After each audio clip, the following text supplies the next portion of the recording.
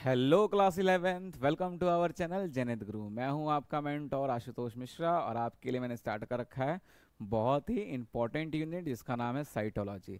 Cytology में जो chapter देख रहे हैं, चैप्टर का नाम है cell the basic unit of life.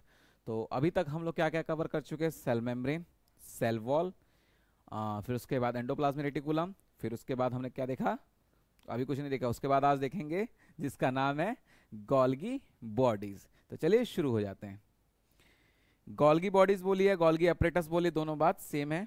सबसे पहले तो नहीं बोलेंगे, वैसे बहुत सारे साइंटिस्ट देख चुके थे गोल्गी बॉडीज को। गोल्गी बॉडीज जो नाम है वो एक साइंटिस्ट ने दिया था 1890 में। उसी ने अच्छे तरीके से गोल्गी बॉडीज को एक्सप्लेन किया था, जिसकी वजह से उसी के नाम पे गोल्गी अपरेटस बोला जाता है। उसका नाम था कैमिलियो गोल्गी। क्या नाम था? Camillo Golgi. इंपॉर्टेंट बात है, ठीक है। क्या नाम था उसका? Camillo Golgi. कब दिया था? 1898 में। याद रखिएगा, जो गोल्गी एपरेटस है उसको बनाता कौन है, या फिर वो अराइज कहां से होती है? वो है स्मूथ एंडोप्लाज्मिक रेटिकुलम। यानी स्मूथ एंडोप्लाज्मिक रेटिकुलम जो है उसी से ही गोल्गी बॉडीज का ओरिजिन होता है, या फिर अराइज होती है वहां से, ठीक है। या फिर ये कह सकते हैं वहीं से बनती है, ठीक है। क्लियर है? ये पहला पॉइंट क्या बताया मैंने? गोल्गी एपरेटस को किसने बताया था सबसे पहले? कैमिलियो गोल्गी ने बताया। तो बहुत लोगों ने था, लेकिन उसको अच्छे से एक्सप्लेन नहीं कर पाए थे। बताने का जो क्रेडिट है हम लोग कैमिलियो गोल्गी को देते हैं। उन्हीं के नाम पे क्या पड़ गया? गोल्गी एपरेटस या गोल्गी बॉडीज। कब बताया था? 1898 में, ठीक है।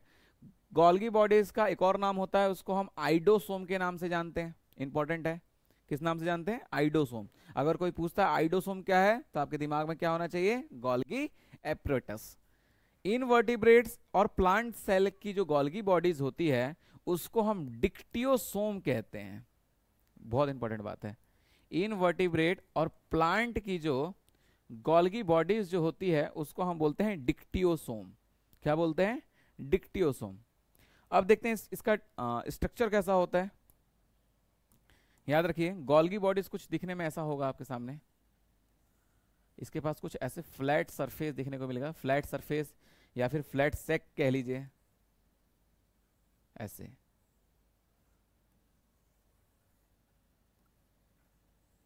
ठीक, ऐसे ऐसा स्ट्रक्चर देखने को मिल सकता है आपको।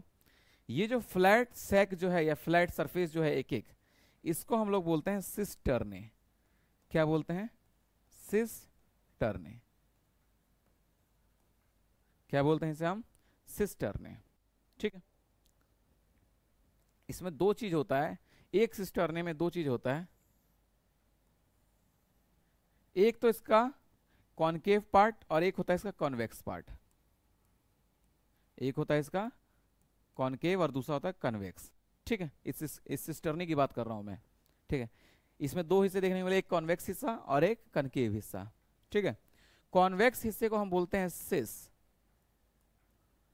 क्या बोलते हैं? सिस। एक्स है, एक्स से याद रख लीजिए, सिस, ठीक है। कॉन्वेक्स सिस। उसके बाद जो कनकेव वाला हिस्सा है उसको हम बोलते हैं ट्रांस। उसको क्या बोलते हैं हम लोग? ट्रांस। कॉनकेव वाले हिस्से को क्या बोलते हैं हम लोग? ट्रांस, ठीक है। तो याद रखिएगा, सिस्टर्नी में दो फेस देखने को मिलता है, एक कॉनकेव फेस और दूसरा कॉन्वेक्स फेस। कॉन्वेक्स फेस को हम बोलते हैं सिस और कनकेव वाले को ट्रांस। दो सरफेस देखने को मिलता है बेसिकली, कॉनकेव और कन्वेक्स, ठीक है।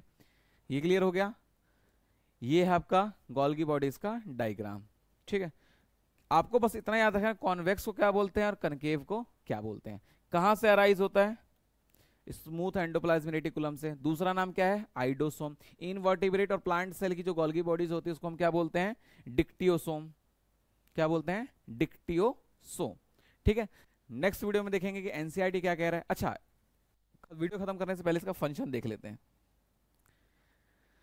फंक्शन समझने के लिए एक एग्जांपल समझिए। क्या होता है कि जब दिवाली का सीजन आता है तो हलवाई की दुकान पे मिठाइयों के ऑर्डर आते हैं बहुत भर भर के, ठीक है। तो उसमें जो हलवाई होता है वो क्या करता है? लेबरों को बांट देता है। आधे लेबरों को लगा देता है मिठाई बनाने में, और बाकी के जितने लेबर हैं उनका काम है पैकेजिंग में, उनको रख देता है कि ये इतने सारे ये जो बचे हुए लेबर जो हैं ये पैकिंग करेंगे, ठीक है। किसी ने मिठाई बनाया, कुछ लेबर ने मिठाई बनाया और ला के दे दिया उनको, दूसरे वाले लेबर के ग्रुप को। वो क्या करेंगे, उसको पैक करेंगे, पैक करके डिब्बे में पैक करके पास करेंगे आगे की तरफ। ठीक है, ऐसा ही होता है सेल के अंदर। सेल के अंदर क्या होता है, प्रोटीन बनाने का ऑर्डर देता है डीएनए। ठीक है, डीएनए ने ऑर्डर दिया प्रोटीन बनाने के लिए। प्रोटीन बनाएगा कौन, रफ एंडोप्लाज्मिक रेटिकुलम। क्यों, क्योंकि उसके पास क्या है, राइबोसोम है। राइबोसोम को हम क्या बोलते हैं, प्रोटीन फैक्ट्री ऑफ सेल। तो राइबोसोम ने प्रोटीन बनाया, रफ एंडोप्लाज्मिक रेटिकुलम के थ्रू वो सिक्रीट हो गया। अब उसको पैक कौन करेगा और मॉडिफाई कौन करेगा, कौन करेगा, गोल्गी बॉडीज। तो गोल्गी बॉडीज का जो मेन काम है, याद रखिएगा क्या है, packing of protein and modification of protein, ये इसका मेन काम है। इसके अलावा बहुत सारे ग्लाइकोलिपिड भी बनाता है, ग्लाइकोप्रोटीन भी बनाता है, वो अलग बात है, वो देखेंगे एनसीईआरटी क्या कह रहा है। लेकिन मेन काम जो है ना उसका यही है, packaging of material and modification of material. और मटेरियल में भी कौन सा मटेरियल, प्रोटीन। ठीक है, तो चलिए नेक्स्ट वीडियो में देखेंगे गोल्गी बॉडीज को एनसीईआरटी पॉइंट ऑफ व्यू से। इस वीडियो के लिए इतना ही, तब तक के लिए पढ़ते रहिए, धन्यवाद।